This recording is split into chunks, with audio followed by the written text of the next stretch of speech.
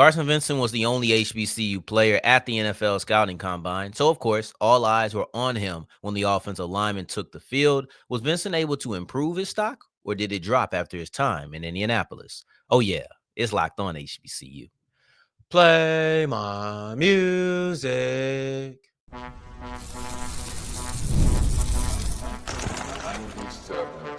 You are Locked On HBCU, your daily podcast covering HBCU sports.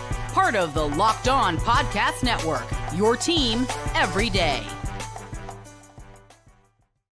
What's going on, family? Welcome back to another episode of the Locked On HBCU podcast, your number one daily one-stop shop for everything HBCU athletics, Monday through Friday, part of the Locked On Podcast Network, your team every day. And I, of course, am Darrion Gray, a.k.a. the Mouth of the South, Texas Southern alum and former TSU Herald Sports editor and current contributing writer at USA Today's Saints Wire.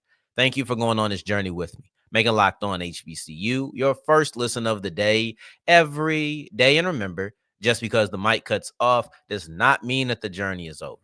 It just means it's time to follow me on Twitter at South Exclusives. Starts with an S and ends with an S. Today's episode is brought to you by FanDuel. Now, new customers at FanDuel can get $150 back in bonus bets when your first $5 bet wins. We'll be wrapping up today's episode with a look at the hottest team in MEAC men's basketball with 7 straight victories.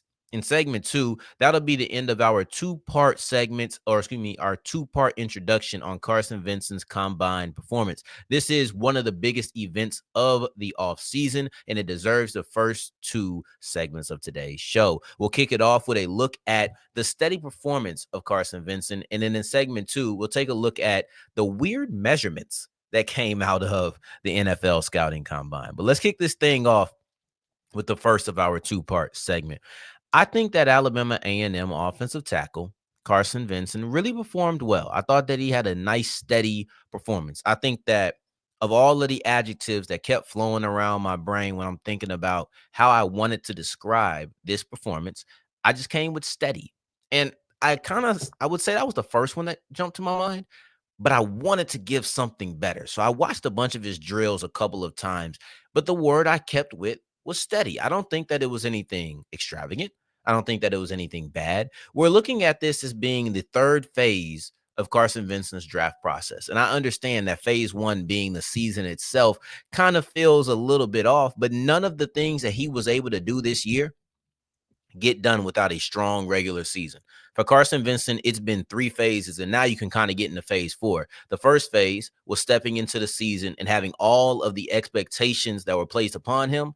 You then had to prove that those were correct. You then had to prove that you were worth that. He did that in his last season with Alabama A&M. Then you get to phase 2, which is the pre-draft all-star games. For him, it was the Senior Bowl. And that comes with the whole capacity of HBCU athletics on your back and talking about, can you compete with the upgrade in competition? He checked that. So he completed phase 2 with flying colors again. This was phase 3. So if phase 1 was the actual season, the reason I bring that up is because there is no Senior Bowl. There is no combine. No matter how many expectations that Carson Vincent had, there are none of these pre-draft all-star, pre-draft combine. That's gone if he does not perform in his last year with Alabama A&M. So that's phase 1. Phase 2 was the Senior Bowl. He did both of those at exceptional levels. Now he has to get to the combine, and I'm not looking for exceptional anymore. What I'm looking for is, I'll take exceptional, don't get me wrong, but what I'm looking for is just, don't mess this up. You're here. You've done everything that you needed to. You're on the radar, and with a solid performance, you will probably be drafted. And he came in and he gave me steady. And I'm okay with that. Phase 4 now is to wait and see. You've done everything that you need to do. You'll probably go to Alabama A&M's pro day. You'll probably run a little bit faster than you did today, even though I thought that was a good time for him. But, once you get to your home base, you tend to run a little bit better. But overall, we're done now. We just in wait and see mode. I wouldn't even compete at the pro day. I don't know if there's anything else I need to show. I really don't. But of course, sometimes people feel like they could put up better numbers than they did at the combine. So they go in their pro day and they do that. So I'm sure you will see him perform in some capacity at Alabama A&M's pro day. That being said, I thought that his combine was just steady because it didn't wow me. I don't think he stuck out amongst a lot of people. I thought that he did drills well. I don't know if he just excelled at them, right? Like when you're looking at the combine, it's so funny because the things that we really look at aren't things that we necessarily look at for offensive linemen. We're looking at vertical, we're looking at broad, we're looking at 40s. I don't know how many people are looking at the bench press. At the time that I was doing this, there was no bench press numbers up. Recording this on Sunday evening, really, but I don't really care about a 40-yard dash for an offensive lineman. I care about a 10-yard split. I'll say that. I do care about the 10-yard split, and he gave me a solid 10-yard split of a 1.8. And that was something that Gerald and I, y'all know, friend of the show, Gerald Huggins, we talked about this before. What are you looking for out of that 10-yard split? We don't care about the 40, even though I will say this, 5.12, a 5.12 is not a bad number. I think that when we're looking at the whole grand scheme of things, we had some offensive linemen who ran sub 5. So now you're looking at them like they got dynamite strapped to their back, right? But at the same time, we're ignoring the just good times. Those are just good times. That is a 5.12 at 6'7", 314 pounds. Yeah, I'll take that. I'll take that any day of the week. So I think Carson Vincent ran a really good 40. But that's not going to be the thing that gets discussed. So it's not like it's a talking point for real. And I don't really care about the 40-yard dash for an offensive lineman anyway, because if my offensive lineman is running 40 yards down the field, I'm already happy. Because that means we didn't have a big play or probably a touchdown. If my offensive lineman is running 40 yards down the field, he is probably running 20 of those yards celebrating. I'm just being honest with you. Them offensive linemen ain't running no 40 yards. Even on big plays, they're not running 40 yards. But the point is, at the combine, he came in and he did test well athletically. So Carson Vincent has an estimated 85 on the athleticism grade on NFL.com, which puts him in a high good area. I say high good. That sounds like bad English, but he's in the good area, but very high, nearly elite. The good region is very expansive. It goes into the 70s and it goes a little bit below the 90s. It looks like. Doesn't give an exact range, but that's what the graph looks like. He was an 85. So he was very near to the elite range when talking about his athleticism. And when you look at the things that he did the best, Carson Vincent did the best. You were third in the three-cone drill with a 7.51. You were sixth in the broad jump with a 9.3. Those are the things where Carson Vincent was top 10. So those are the aspects of everything that I think he did better than anything else. I think that would be backed up by everything that he showed. But all in all, oh, sorry, I don't know if I mentioned, he had a 1.8 split. So that's what we were looking for. I think Gerald actually said I was looking for sub 1.8, and then he ended up giving you 1.8 on the dot. So it's still good. You'll take that. That's a good time. You have to remember he's 7 foot. He's almost 7 foot. To somebody like me who 5'9.5", he is 7 foot. But he's 6'7" and 314 pounds. I'm not necessarily looking for you to move incredibly fast at that weight. For those who did run sub 5, like the Mimbu kid out of Missouri, like Will Campbell, I think he ran sub 5 and he's like 6'4", 6'5"-ish at 315. So they're around the same weight. Mimbu is about 323. So he was heavier, but like you're just looking at a guy, you're looking at outliers. You're looking at guys who are elite speed at their size. I don't need that from Vincent.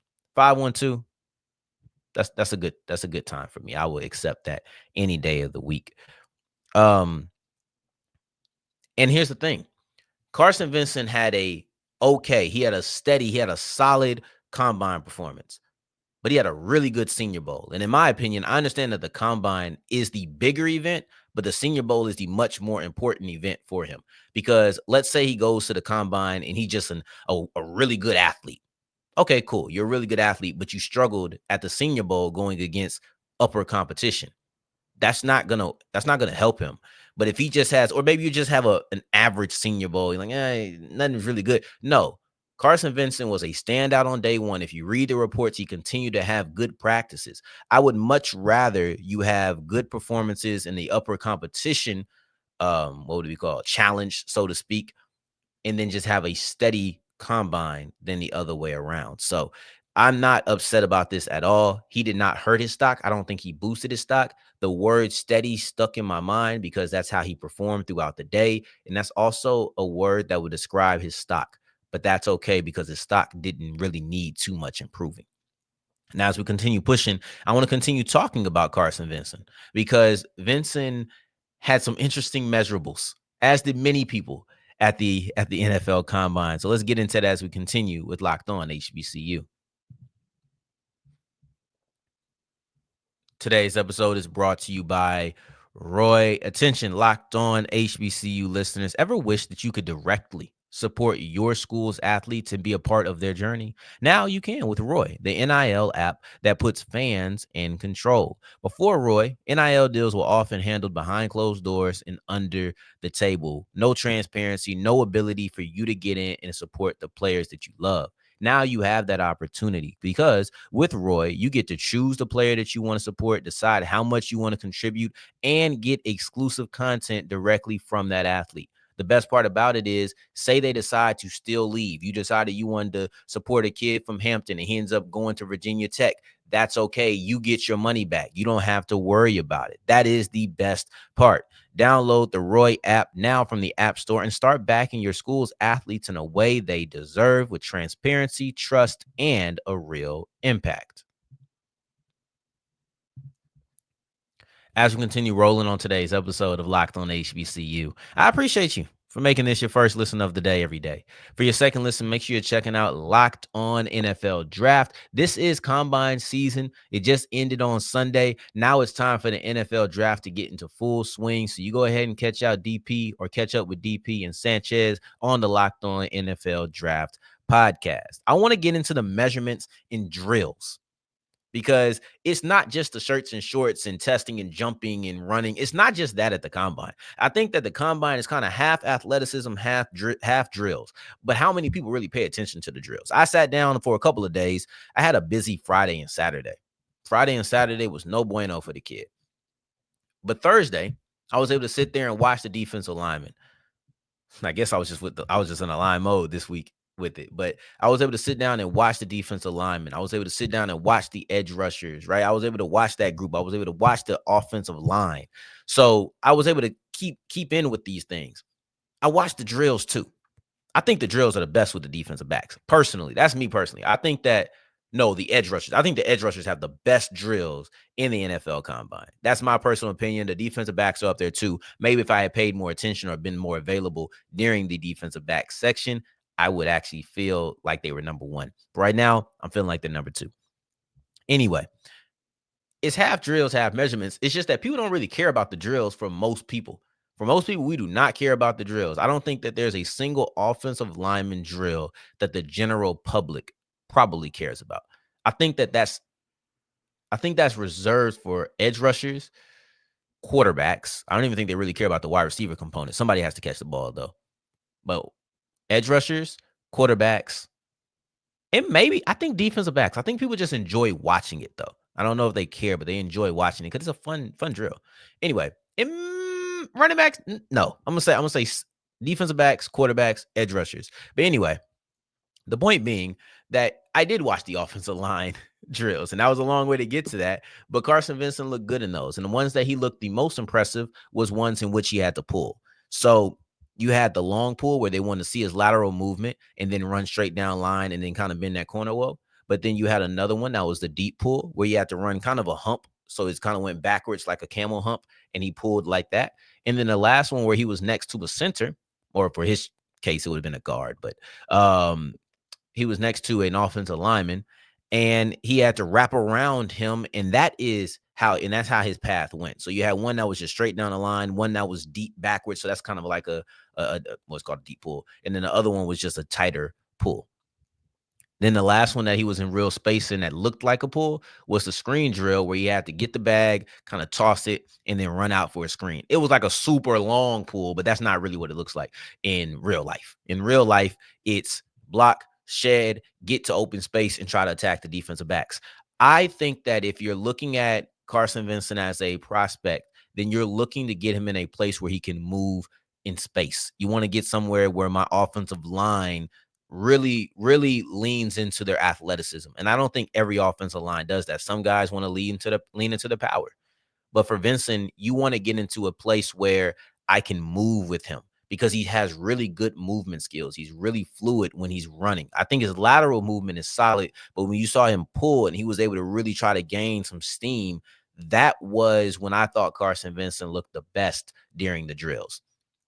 And yes, like I said, the lateral drills, I thought he looked solid moving side to side. There was a slip, but athletes slip. He wasn't stiff leading up to that slip. And that's what I think was most important because I wanted to see these drills and try to, test my own brain, man. Like this is an exercise for me as I'm trying to get into my scout bag and see what I can do with traits and whatnot. So this was good. I enjoyed it.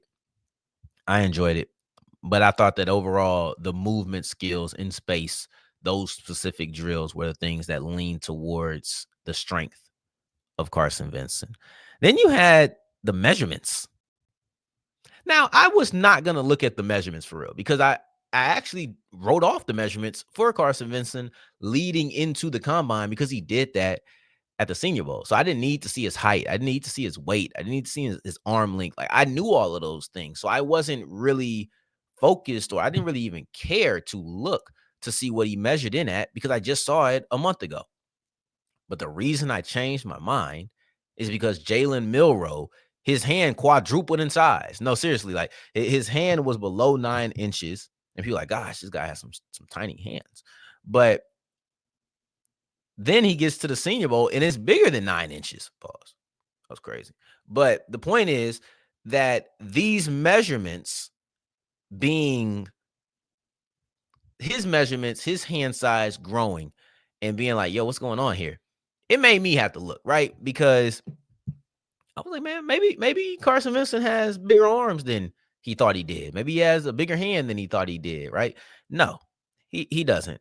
Carson Vincent's measurements at the Senior Bowl, he was 6'6" and 7/8, 314 pounds. His arm length was 35 and 1/8. His hand size was 10 and 1/8. He gets to the combine and he's 6'7". So he's a little bit taller. I think he was 6'7" and a little bit of change. I think it ended up reading 6'07" or 1 or something crap like that. I don't know. But he was a legitimate 6'7", not even a round up.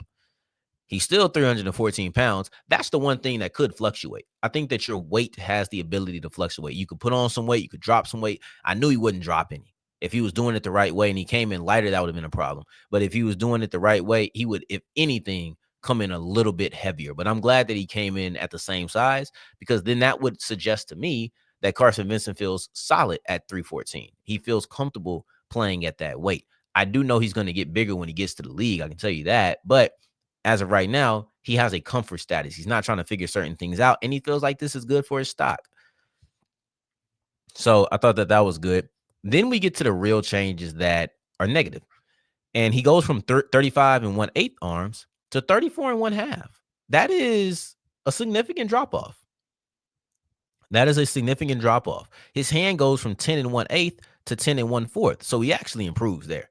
So I don't know what the combine does differently than the Senior Bowl to where the way they measure hands is not the same.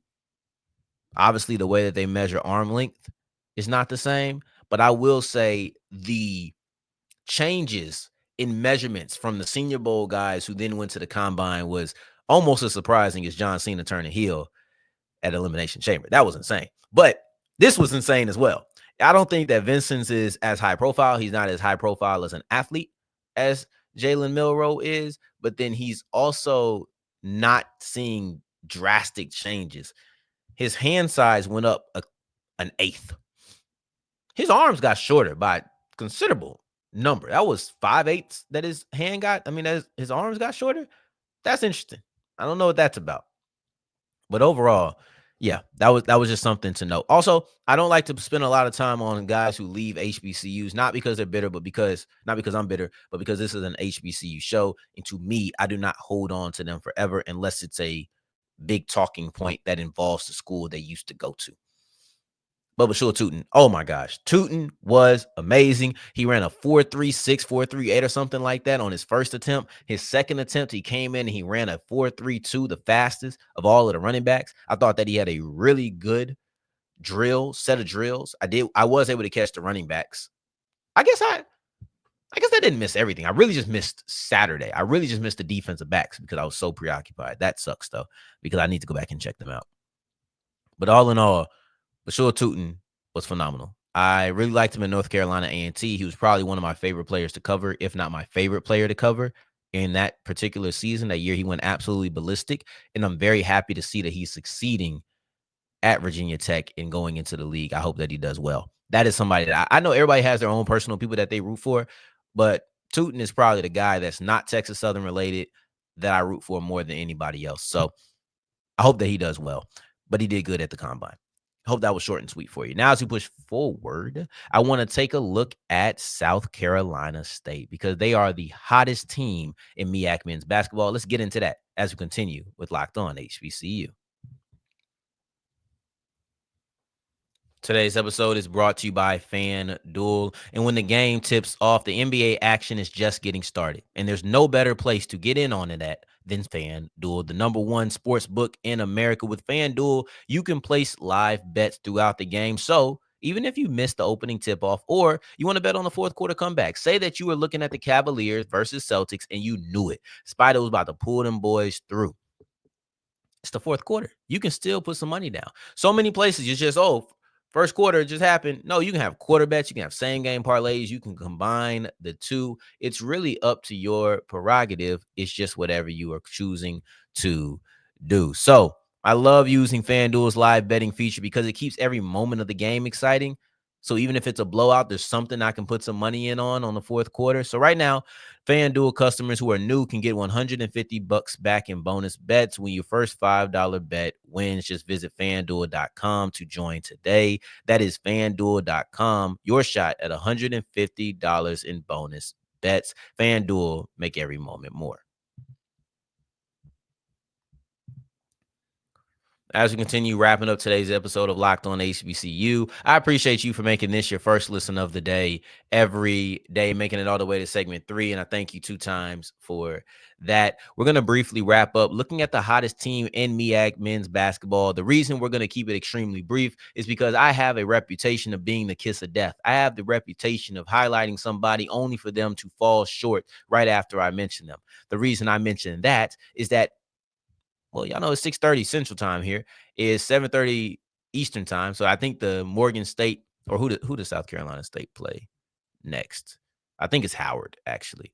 But the Howard versus South Carolina State game will be going on. Let's see. On my laptop, it says that this game starts at 7:30. So, yeah, it'll be starting right now as I'm talking. I would hate for them to lose this game. But for this, they are the hottest team in MEAC men's basketball. That is what I will say, because they have won 7 games in a row and they have worked their way into a lone spot at the 2nd seed. When we look at the MEAC standings, when we look at the MEAC standings, with a victory, they've clinched a top 2 seed. Right now, Norfolk State stands at 10-2 in the conference. South Carolina State stands at 9-3 in the conference after 7 straight victories. Delaware State is at 7-5. Howard is at 7-5. If you beat Howard, if South Carolina State is able to beat Howard, then that would put them with just 3 losses with 1 game left. It's simple. It is simple. So there's something at stake for South Carolina State in this game that we're going up into. But I don't want to talk about what we're going into. I'd rather talk about what's already happened. That's 7 games in a row, and they haven't been particularly close games.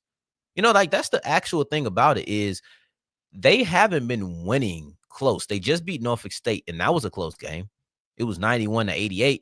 But let's read it. Let's read the games leading up to that. Maryland Eastern Shore, 81-68. Delaware State, 94-88 in overtime. That's the only other close game that they've had.